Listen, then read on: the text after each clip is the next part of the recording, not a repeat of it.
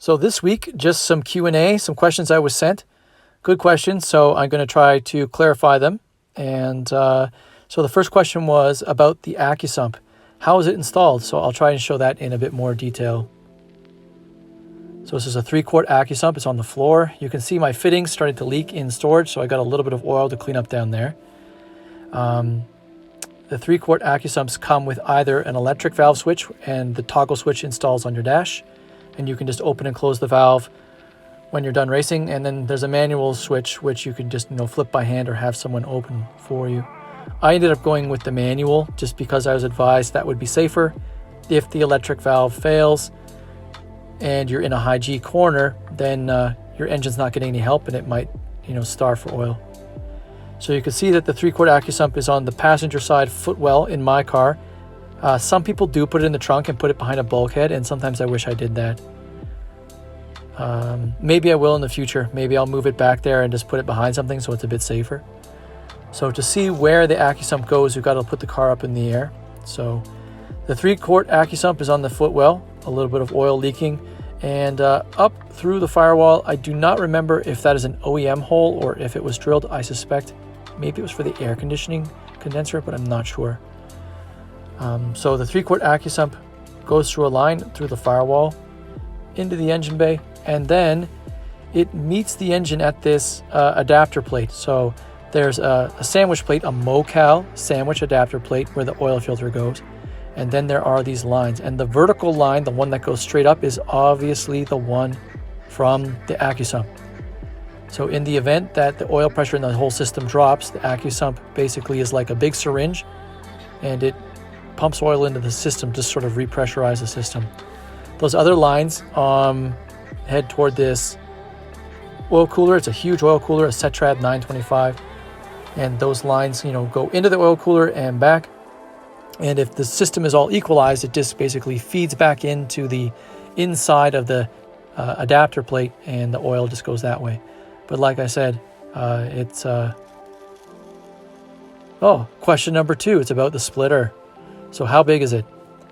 So this was the minimum template that I had made. A splitter would, be a minimum of this size. It's 69 inches wide, and I believe it's about 37 inches long. And the length in my case is determined by, it has to end at the front axle line, and I was only allowed to stick out like 3 or 4 inches from the front bumper. So to support the splitter at the back, these tabs were welded onto the frame by a friend of mine, and that stops the splitter from going backwards if it's hit, or from peeling down.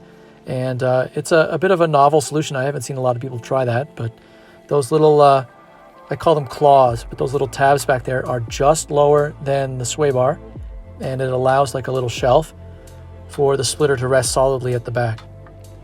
So pretty convenient, and it allows the splitter to go on and off fairly easily. The splitter in my case bolts up to those crash support beam locations. So this is the splitter I used for real. The wood one was just a template. I made this one out of 10 millimeter allo panel, which is just what they make signs out of, because I thought it would be more durable. This is the 3rd or 4th one, and you can see all the bolt holes for all of the supports. On the top, the steel plates there just mount to the OEM crash bar locations.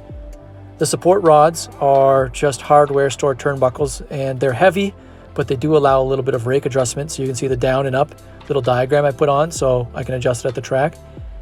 And these things should be strong. You should be able to stand on this thing, and they should take 200 pounds, no problem. It's not a real splitter if it can't take your full weight, and this does so easily.